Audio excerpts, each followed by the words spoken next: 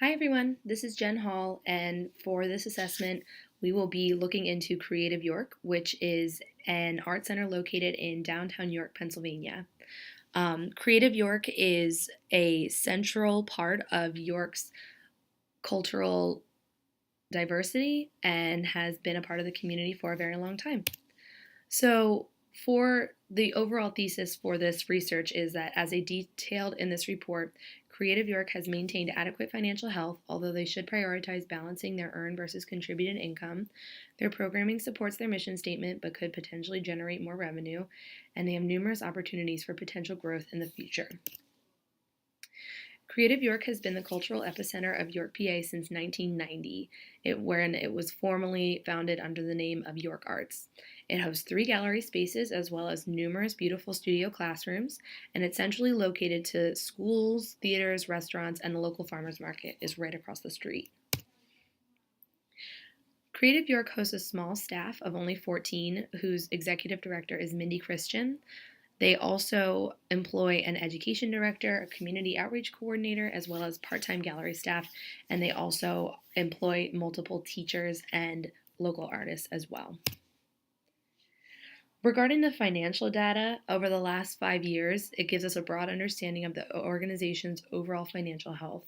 As you can see in this chart, Creative York's net assets more than tripled from 2012 to 2016, from just around $30,000 to up over $1 million, which shows significant growth in their overall assets, totaling their assets at over $2 million in 2016.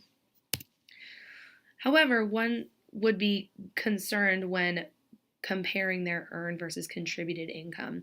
As you can see, their earned income stayed relatively stagnant, although with a slight increase, whereas their contributed income not only is staggeringly higher than their earned income, but it also jumped significantly in 2014 and 2015 from what was around $200,000 up over $800,000 and then back down to $300,000, which is a very significant leap.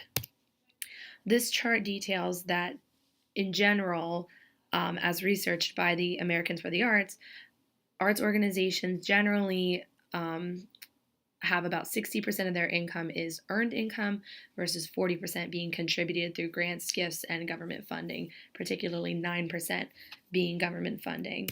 Whereas when we look at Creative York's income ratio, the yellow part of the pie chart being the contributed income versus the blue part being the earned income, it's clear that it is abnormal compared to the national average, with significantly more being the contributed income, which would maybe lead one to believe that Creative York should be looking into diversifying their income ratio so as to have more of a balanced earned income.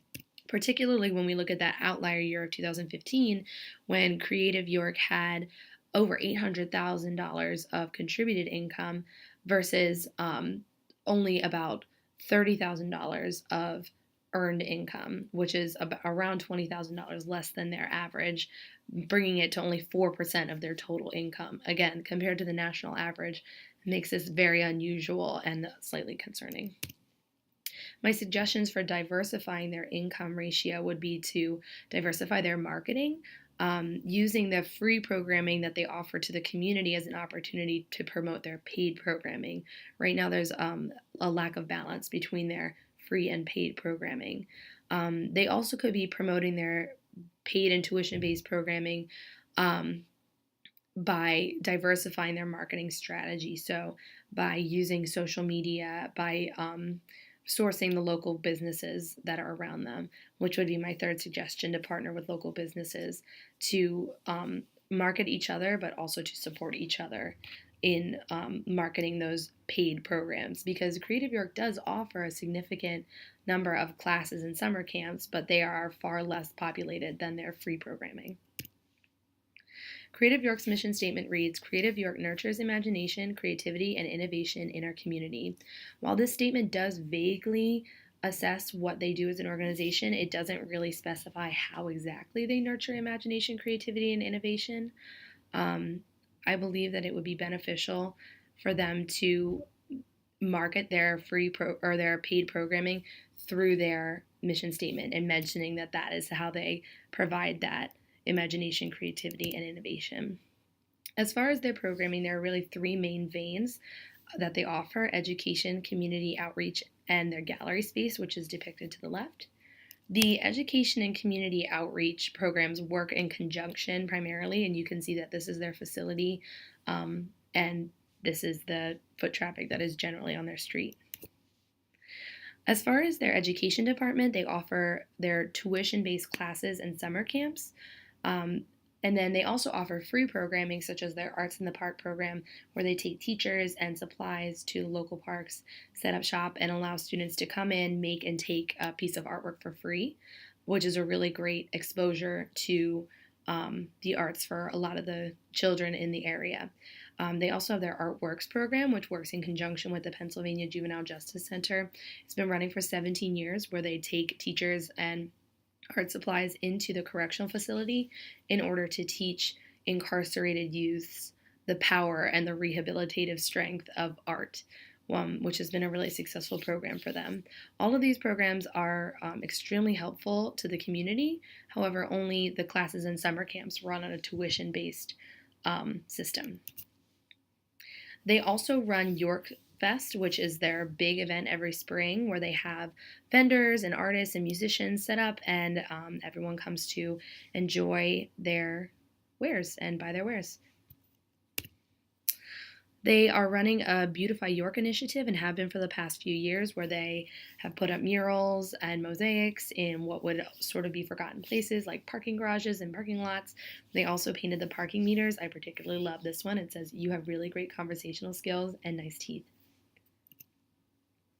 Their gallery space is really exciting. They host local, national, and international artists, and they participate in First Fridays, where every first Friday of the month, all the local galleries have a new opening, all the restaurants have specials, and the local theater has a special show, and it's just a really great opportunity for people to come out, experience new art. They also show student work. They show work from the local high schools and elementary schools, and they have gallery talks and tours as well. This is the street where York Arts is located, and you can see that this is the local farmers market that has been there for over 100 years, and the arrow is pointing to where exactly Creative York is located, so you can see that it's really nice and centrally located.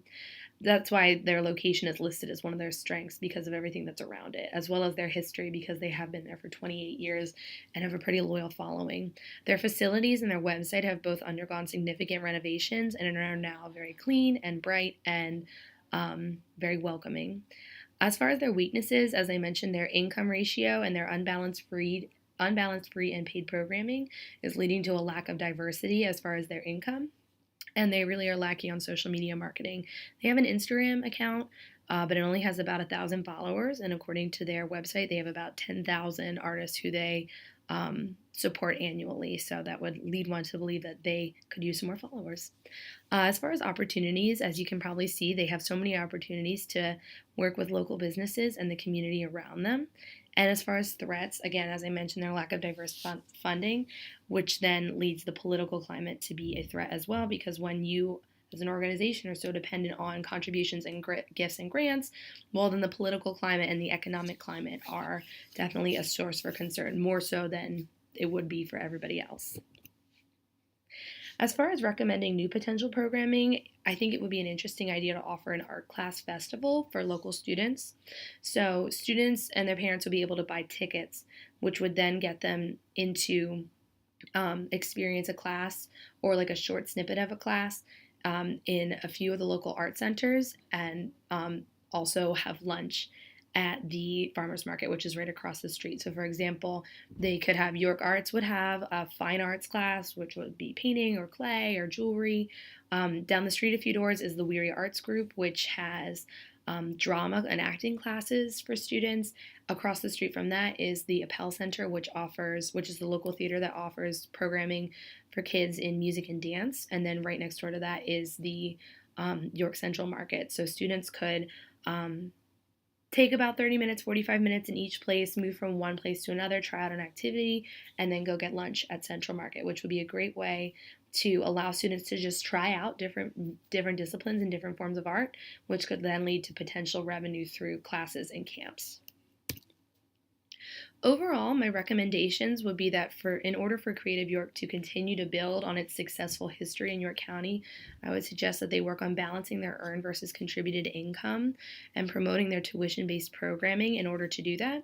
That they would collaborate with local businesses and potentially have an art class festival where they can not only promote themselves and their paid programming, but also help the other art centers in the area. And that is my findings on Creative York. I hope you enjoyed it.